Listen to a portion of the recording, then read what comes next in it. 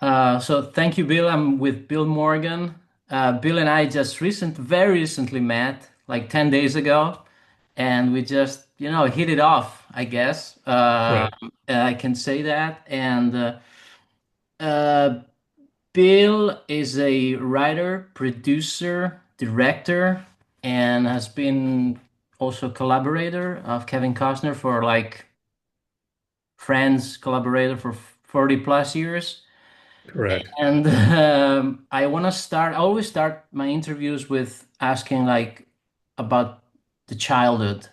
What was your childhood like, Bill? And like, where did you grow up? And were the movies a big part of your childhood? Like, Oh, wow. Yeah, I was actually born near the Mexico border in Coronado, California. My mother was like had been there for her family had been there for generations, and her great grandfather was one of the founders of the city of Coronado and helped build the Hotel del Coronado down there, which is this beautiful old Victorian building that was in some like it hot and just uh-huh. don't make the thing. Anyway, so I didn't spend much, and my father they met because my father was he grew up on a farm in West Texas and was poor, but Mm. he got into the Navy. He was a naval aviator during the Korean War, and he was stationed in Coronado, and that's how they met. And that's where I was born. But I never really lived there very long. I mean, I was because my dad was in the Navy in my early years, and then he got out of the Navy, um, went to work for in the mutual fund business, which was fairly new business at the time. And he started out as a salesman for this pioneering company called Waddell and Reed. Eventually became its CEO. So we kind of moved up the coast gradually. And I spent my teenage years in Los Angeles Yeah. in the Brentwood area, which actually about a mile from where I live now. Oh, nice. Oddly enough, weirdly enough, I traveled the world and came back here. But my wife and I lived in the Palisades for 32 years, and then we just had the dumb luck to move right before the fire, so our house Oh, did not. We were no longer living in the house when it burned down, but my office was still in the Palisades, and it did burn down. yeah. So I took a lot of stuff with it. But I got into film actually. The funny thing is I grew up in Los Angeles in the kind of around the film business, and as a result, I had no desire to go into it at all. I love movies, I love film, I love cinema. Just I kind of saw the ugly side of it in a way, kind of the hard side of it, I should say. Yeah. How it was really hard to have a career in it. So it never really occurred to me to want to be, I wanted to be more like a poet or a writer of some kind or something like that. It's pretty much what went to, or even an actor. I mean, I was various things, or a musician, one of those things, some creative endeavor. Creative person. Yeah, but then when I went to college, I spent 6 months as an undergraduate in Florence. Mm-hmm. Um, and and it changed my life. I mean, it was like, and by the way, I like to say, ho studiato a Firenze molti anni fa, ma ho dimenticato tutto. So Well, that's why I speak it in English. your Italian is way better than my English, so Oh no, no, your English is really good. So yeah. anyway, but while I was in Florence, I took a course from this guy named Professore Guido Fink, Hmm. who was a great teacher and a great film teacher, and took a film course in Italian cinema from him.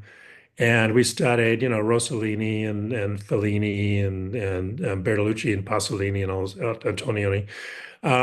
And I actually got to meet both when I was then and then later when I went back to Italy. Got to meet Fellini, got to go on one of his sets, which was really a mind-blowing experience.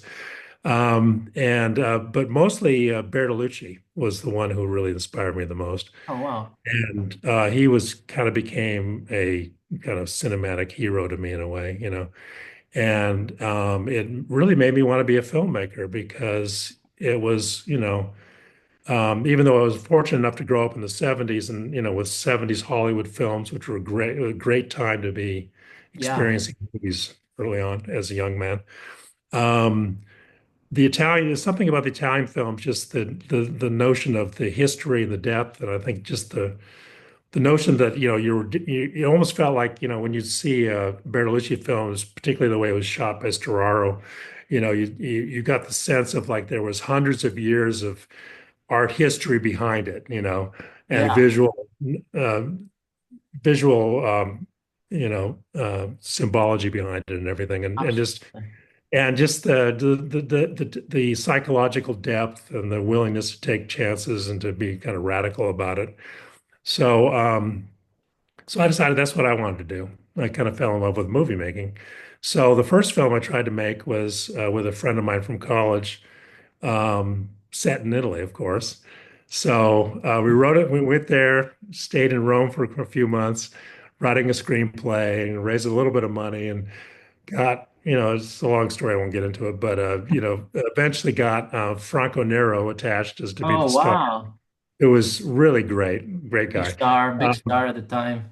yeah, he was a very big star at the Big star. time, and as a director, Bertolucci was in the middle of doing Novecento, so he was like, Yeah, "Set on, too busy, too busy," yeah, you very know, big. which is like, but though Franco Nero was friends with Storaro, and he said, "Oh, I can probably get him to shoot it," and we're like, Yeah, "Of can course, shoot, yes, right? fantastic." And we talked to some directors. We talked to Gilo Pontecorvo, Oh, wow. and Yeah, who was really loved Battle of Algiers and all that, yeah, and Burn that he'd done with Brando, just came yeah. out of. uh, so anyway, but that long story short, that didn't work out, Okay. uh, sadly, despite a lot of effort.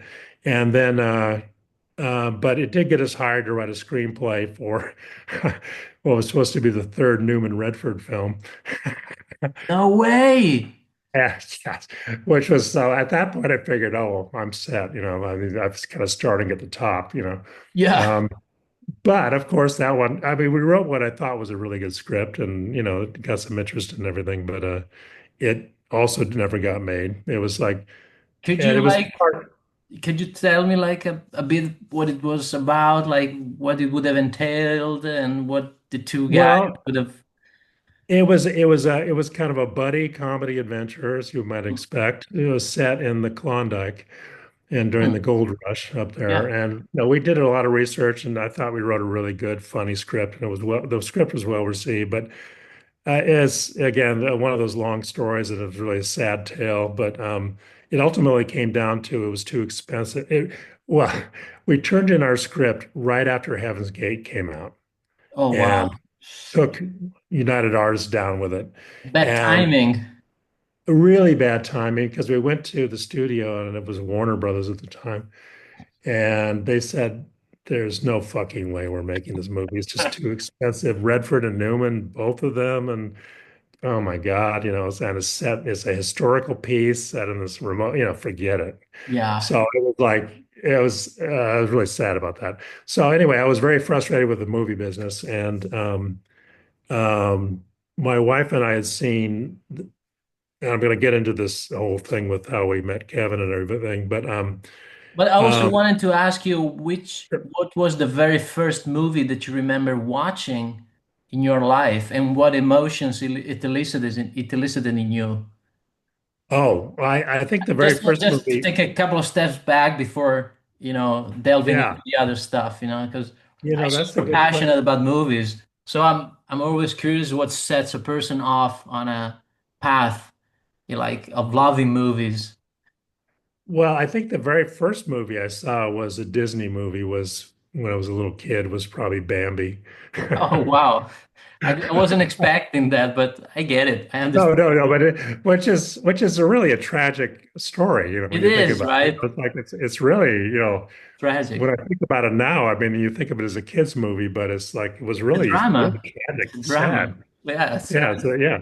So and so I was a big fan of Disney, and we were living at the time in Orange County, kind of near Disneyland, and so Okay. Disney was a big presence in my life. And ironically, I ended up working for Disney years later, but not Walt Disney, but Disney Company. Yeah, yeah, yeah. uh, yeah, obviously, but But then, I mean, it was other movies like I had, like I said, I grew up in when we were living in LA when I was a teenager, and there was some of my classmates had parents who were in the business, and so I remember one of them took me to see Blow Up when I Oh, was really too young to see it, but I was blown away by that movie. I yeah, thought that was really yeah, fantastic, it's a and great movie. but yeah, but basically I loved all the, American independent cinema of that time of, Bonnie and Clyde and Yeah, Easy Rider and Butch Cassidy and Sundance Kid and then The Godfathers, of course, and, yeah, all those movies and Scorsese and, just again, I feel fortunate that I was, of a formative age when I was exposed to all those movies because I thought all of them should be like this. yeah, And and then probably and then I really got into after my Italian film class. I did a deep dive into film history and all that, and really got into Eisenstein and Orson Welles. oh, Citizen Kane, of yeah. course, saw it 20 times probably. Really And inspired by. I don't know if you noticed, but Antonioni is from Ferrara. Oh, that's right. He Oh, was that's born in amazing. Ferrara, and see how Oh, it there you go. It's connects. connected. See? There's, well, it's like this, it's kind of like how, I got together with, how all these different strands intersected. It's like, I don't know if you know Kurt Vonnegut's novels, but um, he Yeah, had he had this one concept in one of them. I think it was Cat's Cradle or something, but or Slaughterhouse Five, one of those, that he talked about a karass, which is a mhm. group of people unknown to each other who are like-minded and they eventually come together. They're kind of destined to come together. So it's Yeah. like that's like when you're always I find myself all the time going, "Oh, small world, small world." And I was like, "Wow, I can't believe." So, How you know, small, right? You can't believe how small it is, actually. yeah. And actually when I first saw X, the band X Yeah, and loved them.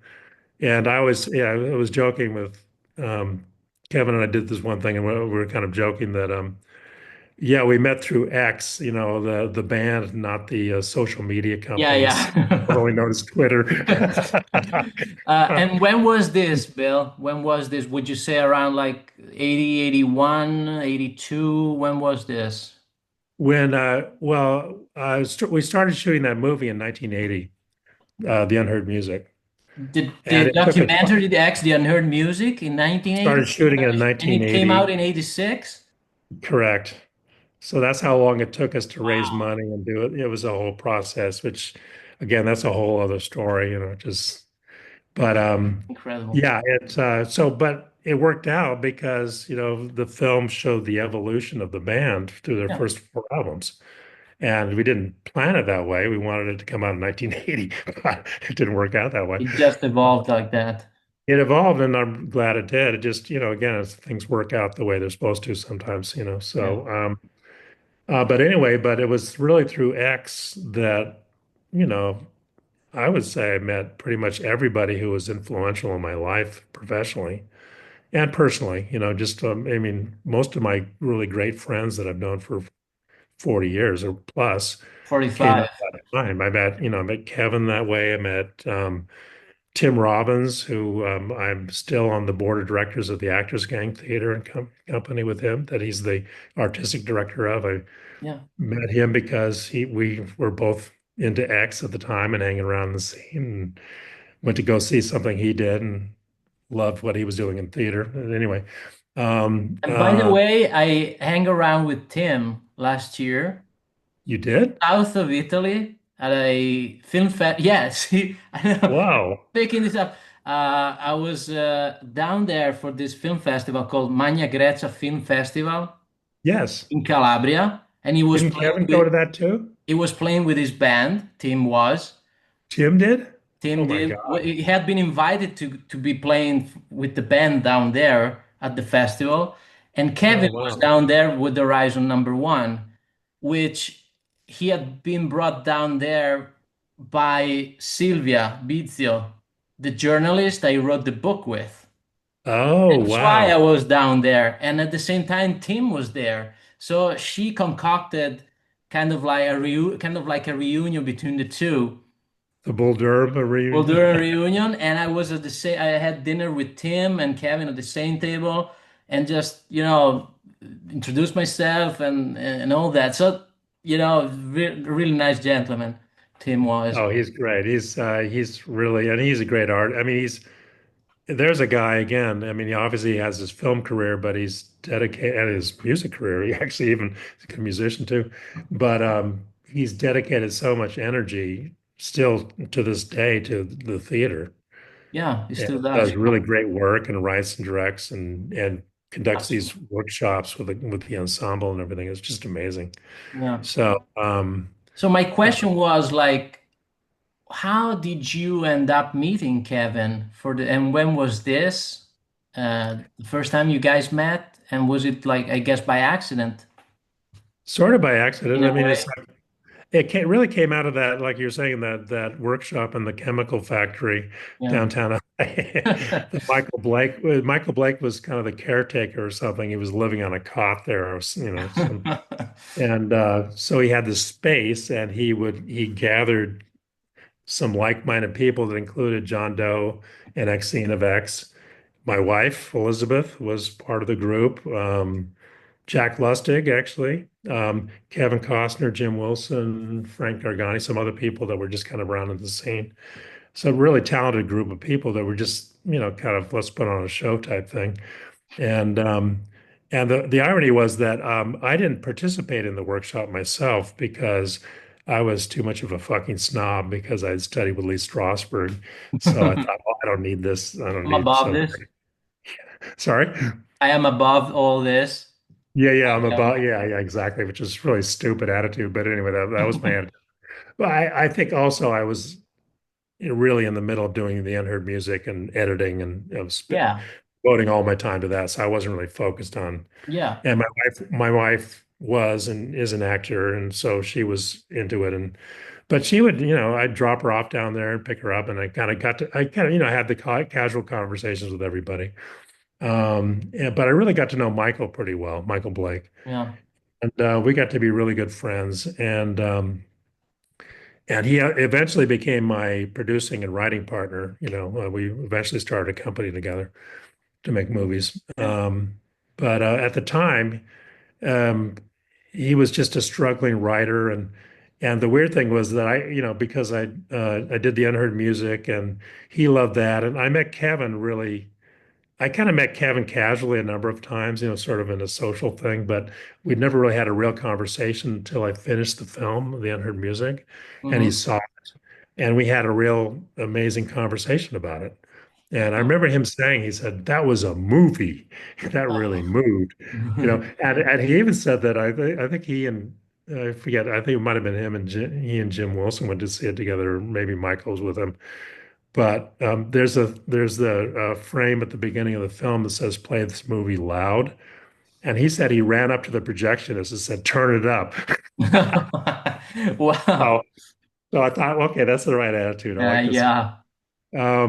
But in the meantime, I mean, like I say, Michael and I were friends, so he took me to. He was always raving about Kevin this and Kevin that. He's going to be a big movie star and everything, and I had seen because we had some friends who worked on the unheard music from USC Film School.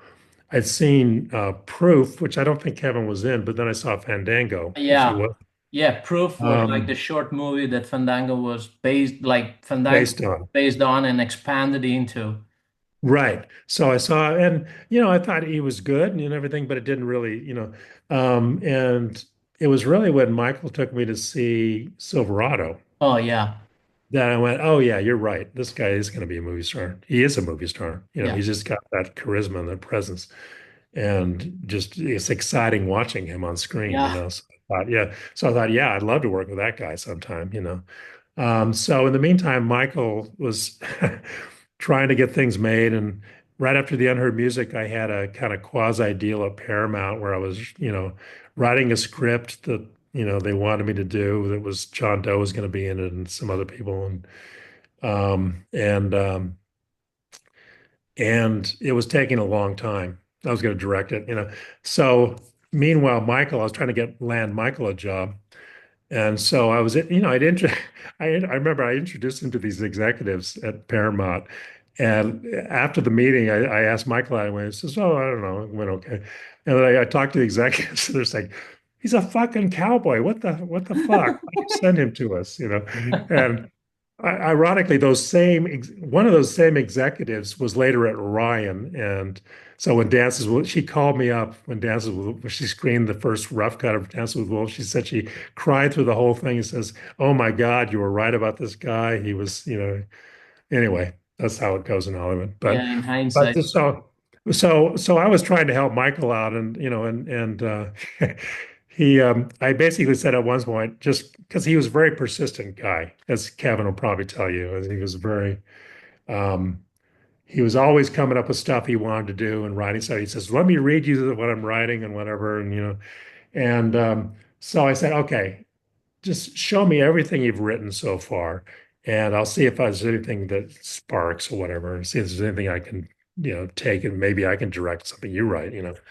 Um, and I read through everything, and he had some good stuff, including he had this one script called Roving Boy, which was based on the script on the band that Kevin had. Yeah, but the name Um, was off of a horse, a racing horse, yeah, a racing horse, right? Roving Boy, and I liked the script, but I was like going, and I kind of vaguely knew Kevin at that point, and I was kind of going, yeah, that could be really interesting, but I don't really want to do another music film right away. I want to do something No. different. So I kind of passed on that.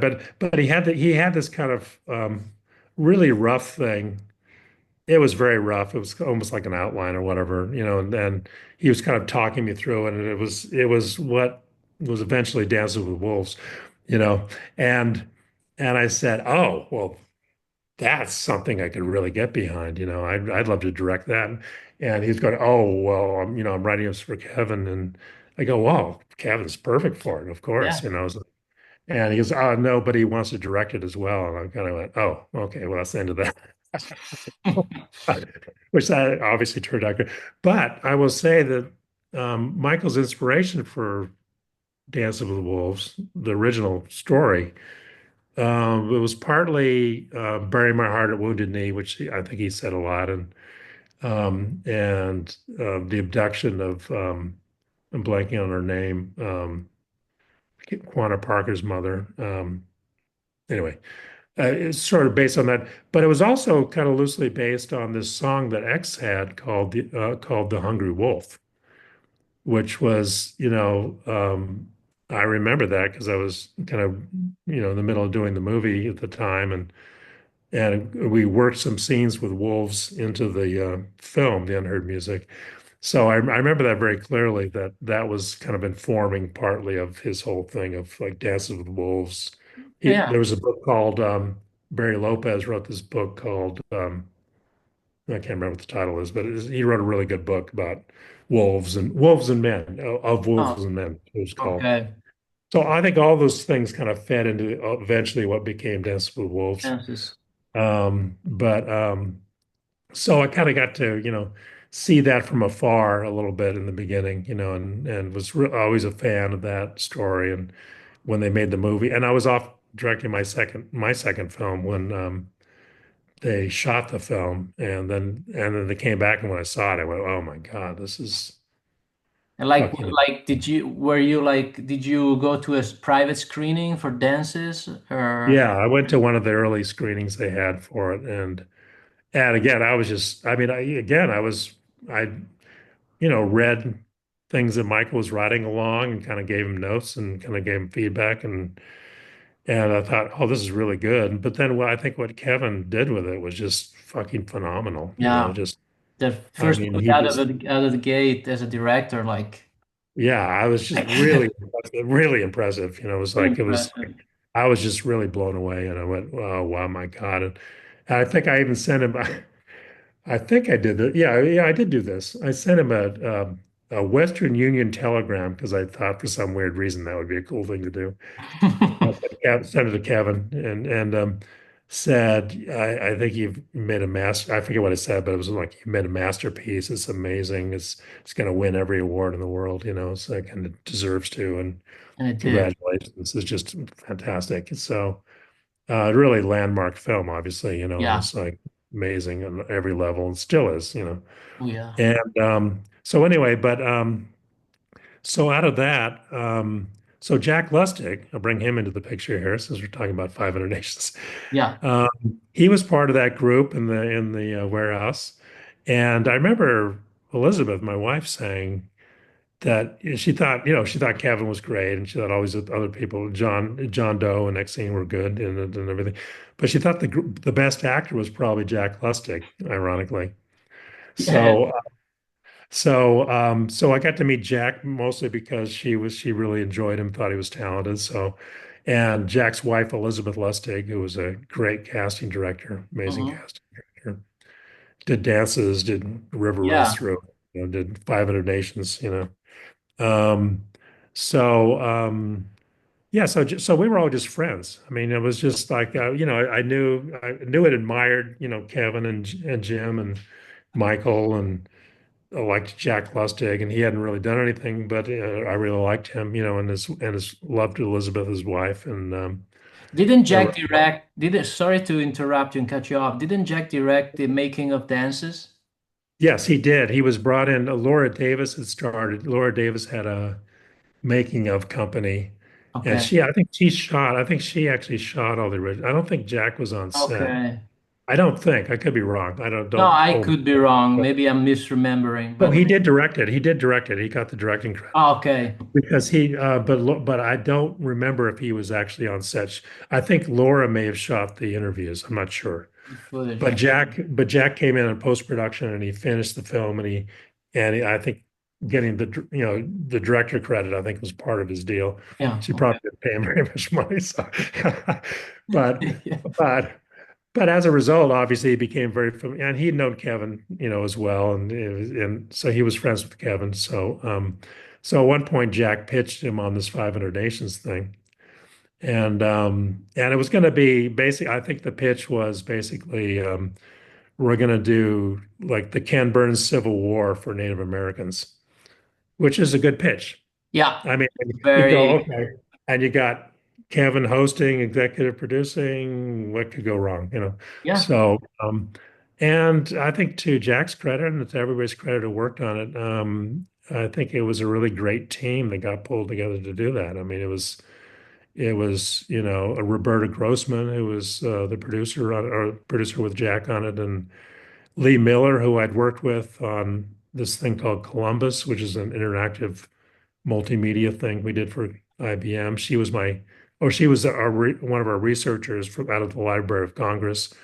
So Jack was looking for somebody to be the head of research, and I recommended her. And I wasn't working on 500 Nations yet. I was still working on the Columbus thing, Oh, and which but what we were doing there, Jack came down. We had this. The guy running the company that I was doing it with was this guy named Robert Abel, who was kind of a legend in commercials and kind of computer graphics. And he'd worked with some of the people on 2001 and oh, the wow. first Star Trek movie. And anyway, he was a kind of a mad genius type, but I got roped into working with him. It was another one of these things where a classic case where just come in for 2 weeks and just kind of be a consultant. And then 3 years later, I'm still working there. You Yeah. know, It's like- so what happened to my film career? I thought I Yeah. had a career. But it was an amazing project. And actually, I was brought into it for a couple of reasons. One is, uh, we had some mutual friend who said, "Oh, you should really talk to him, to Bill, because he's studied the Italian Renaissance, which is part of the story of Columbus, Well, and he's got a big interest in the Native Americans, and I did. I mean, I it's kind of a sad story or funny story, whatever. But I grew up thinking I was part Cherokee because that's what my mother had been told, oh, and okay. turned out we did a DNA test years later and turned out maybe not true. But but but the thing is that it's one of those illusions or whatever that cause you to do things. So I Yeah. always, from a young age, I was always interested in Native Americans, Native American history. So I studied and I met a bunch of people. And even in college, I joined Stanford American Indian Association, kind of by accident. There was actually, weirdly enough, again, one of these weird coincidences, there was another guy there, another student there who was a couple years older than I was, named William Morgan, who was full-blooded Navajo. So they sent an invitation to my freshman dorm to William Morgan to join the association. And I'm going, how did they know that I'm part Yeah, chair? like Oh, that's weird. And well, should I go? Should I not go? I decided to go. And I walk into this room. They're all looking at me going, can we help you? And I said, yeah, I got this invitation. And I said, William Morgan. And they said, well, you're here. So, that's cool. Come sit yeah. down. So we actually, our little group that I was part of actually got Stanford to eliminate the Indian mascot. Oh, So now, of course, that's a whole other story. But we got rid of it. And there was a student referendum, and the students chose as the new mascot the robber barons, which, which was perfect for Stanford, you know. But the trustees overruled that, and that's how we became the Cardinal, which is really lame. But anyway, sorry, but anyway, so I was like, very invested in Native American history and active and socially with people, citizen activism about it. And so when I got pulled into this Columbus project, yeah. which was IBM's. It was the first really big interactive multimedia, it was like a $10 million demo project basically for IBM. They were trying to Oh. demonstrate what they could do with this technology. And this does pertain to 500 Nations eventually. I'll get to it. Yeah, yeah, yeah. No, no. I But love hearing this but stuff. but so I got involved. Long story short, I got involved with that, and I was focused mostly on the clash between the two cultures. That was my orientation. That's what I brought to it. They were going to do Columbus because it was the 500th anniversary of Yeah. the what they called discovery. Discovery, yeah. And Quote yeah, unquote. and I changed that to the encounter, and it says the encounter between two civilizations. It was the Renaissance, civilization that Columbus kind of represented, and it was this indigenous population that greeted him, and so that was became the orientation of the story. So so I was already, into that whole mode of themes, and I was in this high tech, kind of groundbreaking. So so Jack and I were friends. I had him. He was interested in what I was doing with this project, and so he still didn't have. I think Kevin had still not agreed to do the 500 Nations thing, but Jack came down, and we had this amazing set of offices at the what used to be the Ambassador Hotel. It's not torn down now, but we were in the Howard Hughes bungalow, they call, on Okay. the old the Ambassador Hotel is also where Bobby Kennedy was shot, so it was like Okay, got it. Okay, I a understand. lot of weird history to that place. But we had this whole setup there, and Jack came down, and he was kind of blown away by what we were doing, and I was saying, hey, if you want to do a CD-ROM version of 500 Nations, if it ever happens, count me in. Yeah, there it is. Here's Bill work, guys. That was the beginning of that. Yeah, So Jack was, yeah, definitely, definitely. And then, one thing after another, I kind of finished working on the Columbus, and then another project we did right after that. And Jack was saying, I think, I don't know if it was a combination of Jack and Kevin or whatever, but somehow I got pulled into the series as well. Says, yeah. okay, why don't you work on the series, and then when it comes time, you can go off and do the CD-ROM version of it. And I said, that yeah, great. So I came in as a writer primarily, and there were and it's how teams come together, come together for different skill sets. And Jack had his particular skill set, and mostly for photographic, because he had a really good photographic sense, and storytelling too. And Roberta Grossman was a really good producer, and Lee Miller, who was the head of research for 500 Nations, who I'd worked with before. And so the four of us, along with John Pohl, who was a Okay. really in character.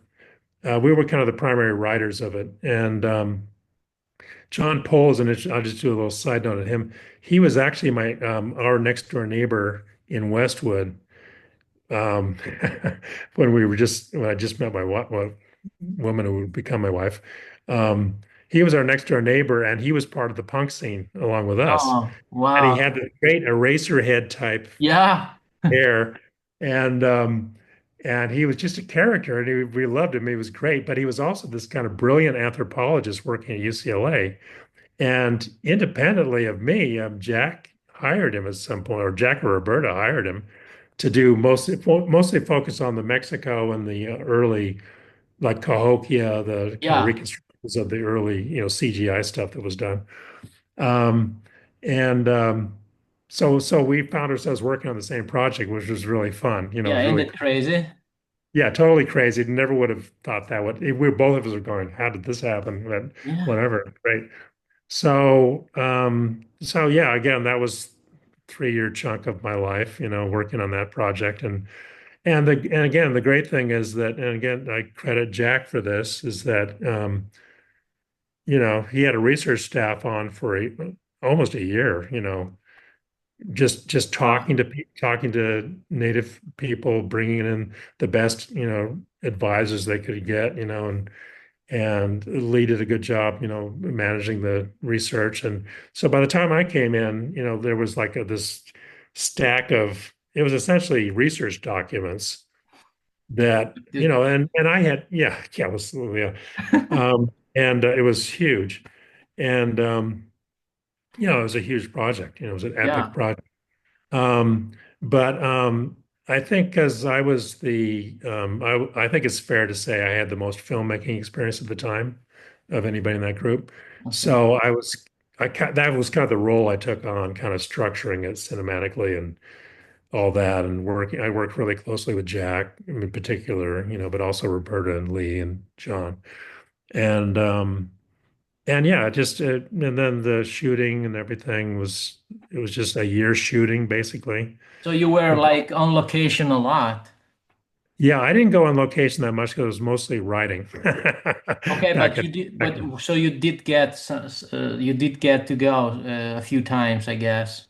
a couple of mostly, I mean, the main thing I did was when Kevin, and this was I think at Kevin's request, I went to South Dakota with everybody to write Kevin's pieces, Okay. Kevin's post pieces and everything, and Yeah. kind of work with him on those, and I think Kevin trusted me at that point, so it was like he felt comfortable working with Yeah. me. So, so yeah, we did all that, and then there was about another year editing and all that stuff, and then after that, I went off and did the CD-ROM, which shot some more stuff with Kevin for, and then just to jump forward 10 years, we did I think it was called 500 Nations Encore for Discovery Channel, which I. was a 2 hour version. It was kind of a cut down version of Oh, 500. okay. We did a whole thing. It was like in 2004, and they But were just opening the National Museum of the American Indian that I think the Kevin and the 500 Nations company had donated money to and stuff. And okay. so it was opening, and we thought it was and 500 Nations had never been on DVD at that point. It had been on only the video cassette, The cassette, yes. home video, VHS. Um, so Jack at that point was pretty much moved to Taos and kind of living his own life there and had a photo gallery, I think, and stuff like that. So I remember going there and I interviewed him we did a piece on the CGI stuff. Um, and for as a bonus material. But anyway, we went to Warner Brothers, and I kind of got appointed the spearhead person to it on this project, to so organize with Warner Home Video to put out a DVD and incorporate the CD-ROM into the DVD package, and reissue the book, I think, and reissue the soundtrack. I think we did the whole thing, and we kind of premiered it. Um, while the National Museum of the American Indian was opening. And also, in addition to that, this was like 1 week that was kind of insane. But that same week, meanwhile, back at the ranch, Peter Yeah. Buffett, I'll get into the Peter Buffett part of it. Um, Peter Buffett and I, again, it was one of those weird things that I was working on my second film in we were doing post-production in San Francisco. Okay. And our biggest investor, who was friends with Coppola and everybody, and been an investor in Apocalypse Now, and that's a whole other story. But um, he kind of gave me this well, lent to me a beautiful apartment in Pacific Heights to go live in and work out of, And so um, somebody who lived down the hall who worked for George Gund, this guy, was really good friends with Susie Buffett, Peter's mother, Yeah. and they'd grown up in Omaha together or something like that. And so Susie Buffett came over to visit her at one point, and she introduced her to me, and very sweet, wonderful woman, Susie Buffett, and so I said what I was doing and whatever, and finishing a movie, and we're kind of putting the music in now. She says, "Oh, my son is a musician." And I went, yeah, okay, great. I didn't Yeah, know who she was like or who Peter was or whatever. I never heard of, so I knew Warren Buffett. I was familiar with Warren yeah. Buffett. My dad and Warren were in the same business, and I think Warren tried to buy my dad's company at one point, but it didn't work out. And Oh, one of those one of those weird things, but that was another whole thing. But so I'm kind of like, oh, okay. So and she said, and he lives right around the corner from you. there you And go. I'm going, oh, okay. So I took his phone number, obviously never called him, never saw him when I was in San Francisco. We both went on with our lives. But like a year or so later, or less, somehow he gets his demo tape to Kevin, and Kevin puts one of his songs, The Fire Dance, The into fire Dance with dance Me. and dances. Yeah. And Peter plays at the premieres and dances, all that whole thing. So Oh, he anyway, did? He did? yeah, he played at the party for Dances with the Wolves. He, Wow. Oh, so cool. it's yeah. So anyway, Such an evocative piece of music, by the way. oh, it's a great piece of it. Great. So jump forward a few years, and I just started at 500 Nations, and I get this call from Peter Buffett, and we'd actually never we I think we kind of, it's one of those things again where you kind of meet and you sort of say hello, but you don't really know who it is, so whatever, but and he said, we have so many things in common. I think we should meet. I'm coming to LA. Would you mind having lunch? So he comes to LA and we have this great lunch, and I loved him. We were like brothers. I mean, we were like, just hit it off. And even his mother said that. He said, "Oh, you two, you kind of even look like brothers." It's weird. And and yeah, we really hit it off. And he had this little cassette tape that had like four songs on it or something like that. And he said, "I don't know what you're planning on doing with the music for 500 Nations." And I said, "Oh, I don't know. That's really up to Jack. It's like, but I'll listen to it, and if I think it's appropriate, I'll bring it up to him." And and obviously, I mean, it was well, I won't cut to the chase yet, but anyway, those songs were what later became Spirit Dance and then Spirit, which Yeah. is a show I created with Peter, Yeah. and we played in a Cirque du Soleil style tent on the National Mall during the week when the National Museum of the American Indian opened, Open. as 500 Nations Encore was premiering. It was like a wild, amazing, Wild week. insane week. And just as a weird coincidence, I got, Viggo Mortensen was married to Exene, and they had a child together and all this stuff. And so we had become friends. And so I'm walking down the mall to the tent to see 500 Nations, and I run into Viggo, which is so fucking random. It was like, and he's going, "What are you?" I'm going, "What are you doing here?" And he's going, "What are you doing here?" I say, "Well, our show is right here in the tent." Oh He's man, like going, that's "Oh, crazy. whatever." Wow, how weird. Anyway, Yeah. so so Peter, so anyway, so I listened to Peter's tape, this what became Spirit Dance, and I said, "Oh, this is fucking great. This would be amazing." And but I knew was talking to Robbie Robertson, who actually came in and met with Okay. us at one point to do the music. And I thought, well, of course, if Robbie Robertson wants to do it, you know, Yeah. Like, who's going to say no to that? yeah, exactly. But then Robbie, he went off to do something else and he didn't do it. And then Jack had another guy who was a very well-known kind of Hollywood composer, classical, which, I didn't think was quite right for it, but whatever, it wasn't really up to me. But I said to Jack, well, why don't you listen to Peter's tape? Maybe you like that. So he did, and he said, "Oh yeah," and it turned out to be the easiest sale in the world because I'd kind of forgotten. Oh well, Kevin already likes Peter and his Yeah. music because he put his song and dances. Yeah, exactly. So that was the easiest sale in the world. Getting Yeah. Kevin to sign off on Peter. So and Peter did an amazing job. He just did a Amazing. fantastic It just with very few resources in a short period of time and beautiful music, very given he just it was so beautiful. And then beautiful. like I said, so when we were done, Peter and I were talking and said, oh, we should do something else together, and went back to those four songs and sort of that, he created an album out of that and did a whole show and all that stuff. Yeah, So I've been. Spirit. I was wondering, Bill, if for 500 Nations Encore, did you shoot like new footage at all of like Kevin or other people involved? We shot new footage of Kevin, yes. And this We was also and this was back in 2004. 2004. So Okay. it was like 10, it was the 10-year anniversary of the Okay, original. yeah, yeah, So it was like, and again, it kind of came together, and Jack was kind of, he endorsed it. He said, "Fine, go ahead, go with God, do whatever." yeah, But he was kind of out, he was kind of giving up on Hollywood at that point, and yeah, off the grid. understandably.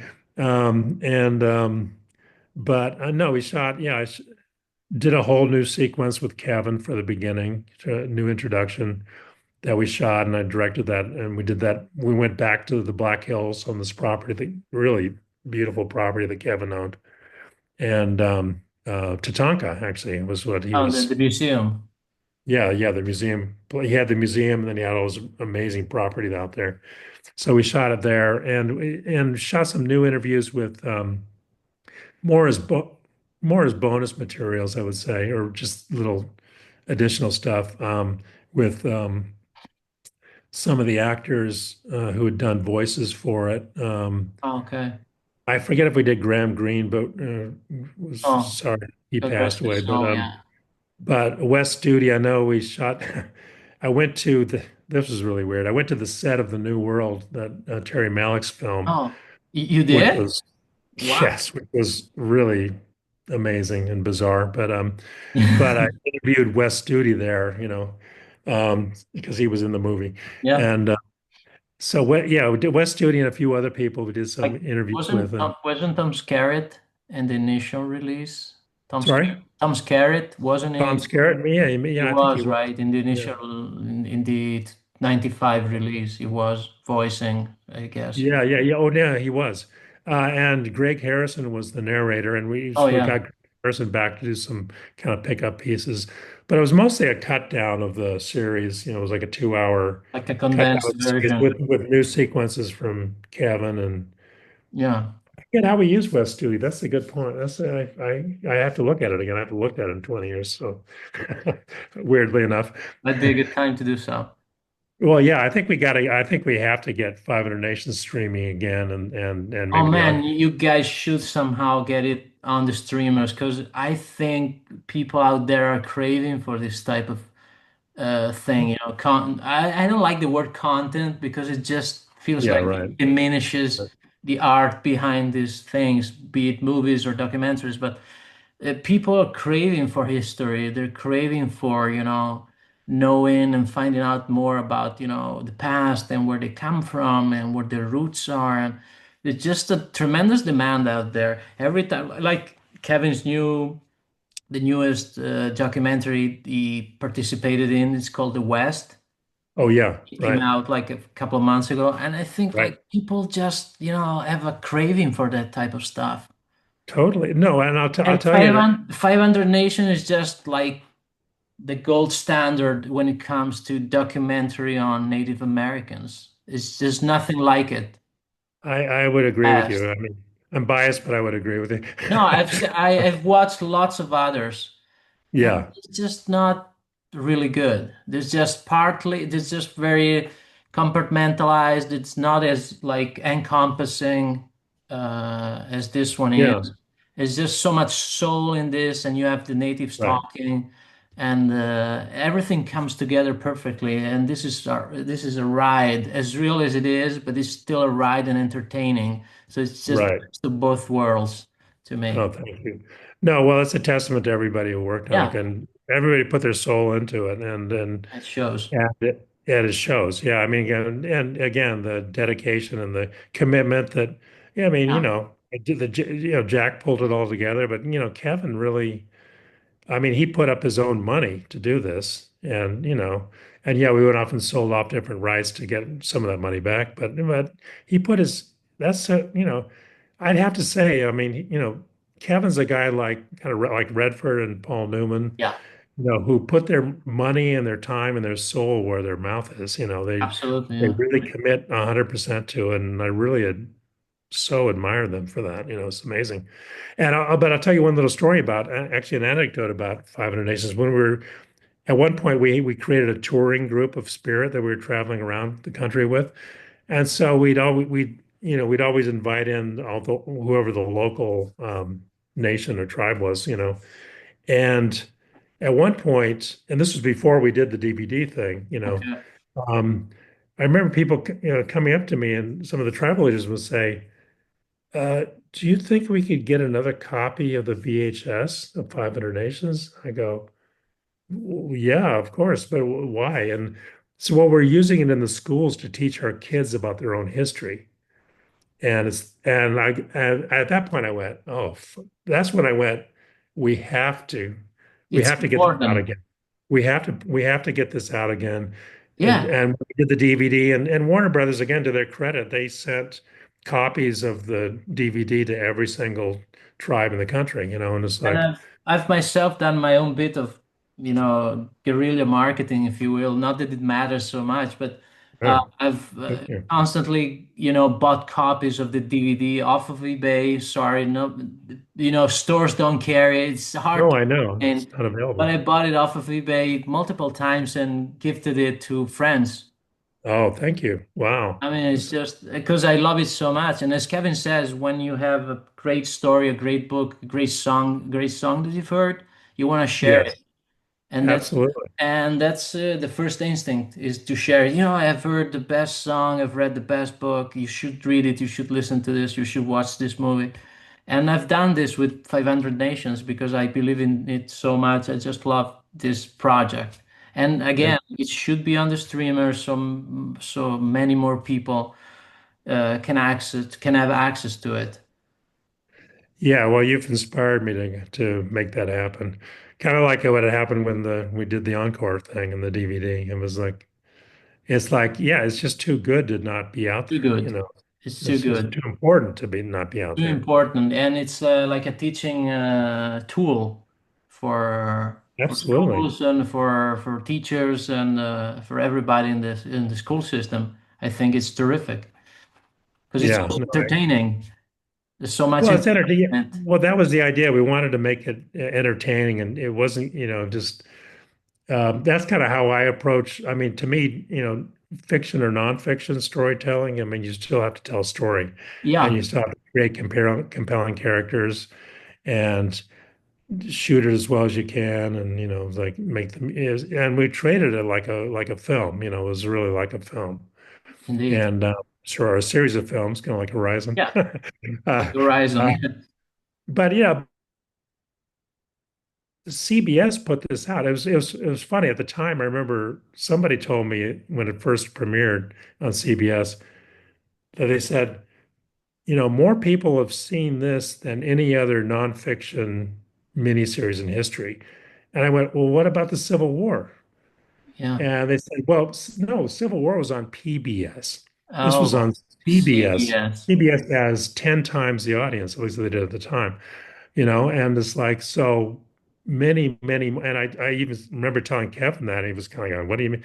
I said, probably more people saw 500 Nations that have seen Dance with Wolves, you know. It Well, sounds weird. It sounds yeah, it weird, but sounds weird. Yeah.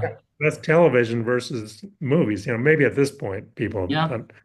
but you know, and then we did the CD-ROM and the CD-ROM, and oh, I'll tell you another story about the CD-ROM actually. You know, there was some CNET poll that did, you know, best CD-ROMs of all time, and we Hmm. came in at number two. And I was kind of going, Good. well, what was number one? It was Mist. It was the game Mist. I went, okay, fine. Okay. Yeah, but then Bill Gates, you know, because we did it for Microsoft. Yes. Yeah. Bill Gates, and this I heard this from Warren Buffett, weirdly enough. Warren Buffett sent me a letter that unfortunately was also framed on my wall that burned down, Oh and my I have a gosh. photo of it, but you know, but anyway, he sent me a personal letter saying that because I'd sent him a copy of the DVD of the CD-ROM because I said, "Oh, Peter did the music for it. You might enjoy this," and he really, you know, enjoyed it. And he said, "Oh yeah, I was just at Sun Valley, and Bill Gates demoed 500 Nations to show what you know Windows 95 could do." And it was and he was saying great things about it, all well deserved, you know. And I'm kind of sitting there going, you know, it's one of those things where you go, wow, that's kind of amazing.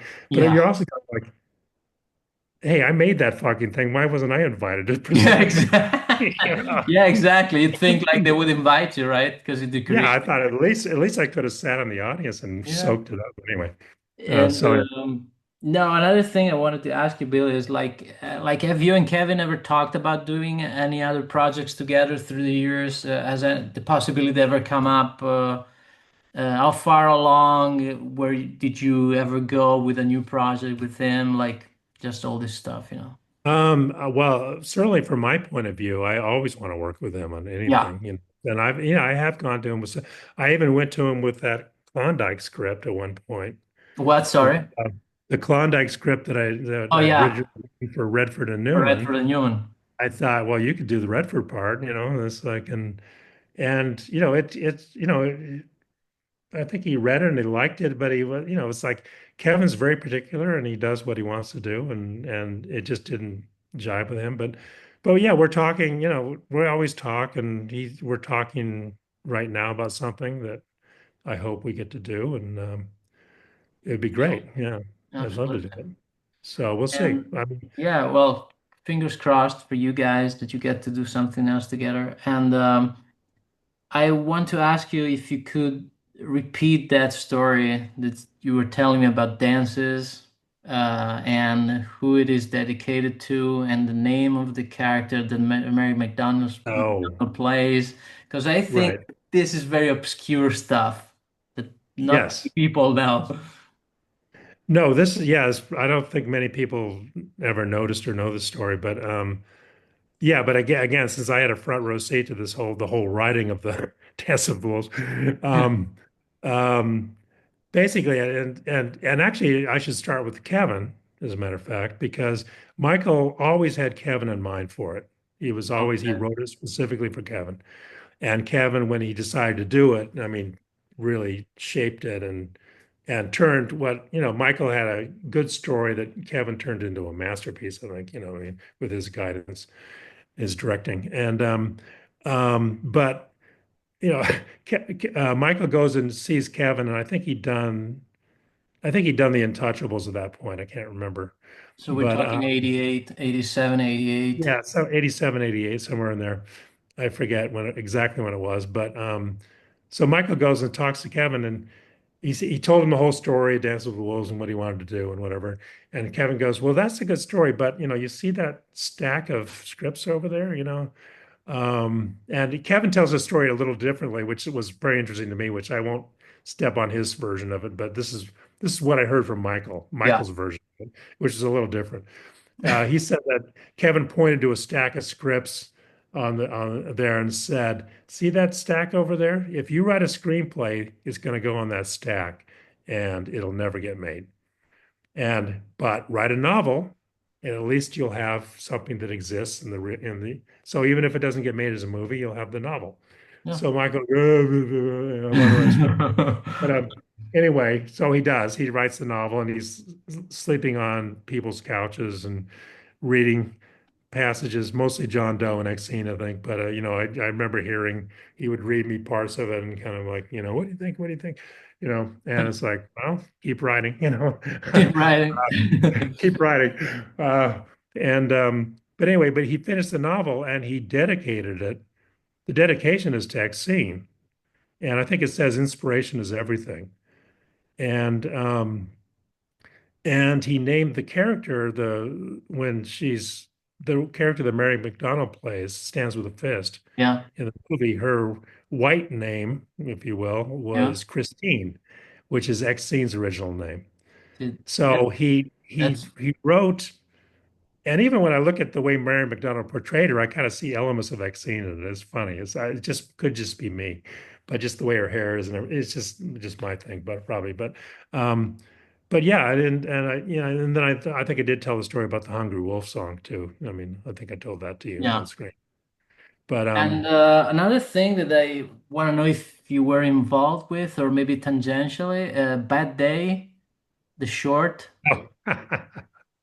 oh, I I was not know involved you're with it, but laughing, so you must know something about it. oh, I've seen the movie a number of times. Yeah, yeah. I mean, no, I was very familiar with that film, but I wasn't involved with it. But that Okay. was Modi Frank directed it, and Yeah. Kevin and John, and I forget who else. Michael were in it. Also, Steve Michael. Alvin, I think, is in it. Yeah, Michael Blake. That was kind of a Michael Blake thing, I think. And yeah, Michael did a number of small things. It's funny. I think, as I mentioned, I mean, Michael and I started a company together. We became producing partners and sometimes writing partners. And we yeah, I mean, there's a lot of things that have never been seen by the public that I think if I ever get enough energy or whatever, I'd like to see to get out there somehow. But that Michael was involved with, and there were little short films. There was that one, and there was another one he did that was kind of funny, and I think they buried Stacey's Nights, or Double Down as it was originally called. Well, I The own first. it. Oh, you do? I do. Yeah. Well, you're amazing. I think they tried to disavow that movie I mostly, but think so. I think they've been trying to do that, but you can. It's out there. You dig enough out there, right, you can find a copy. You can find something. right.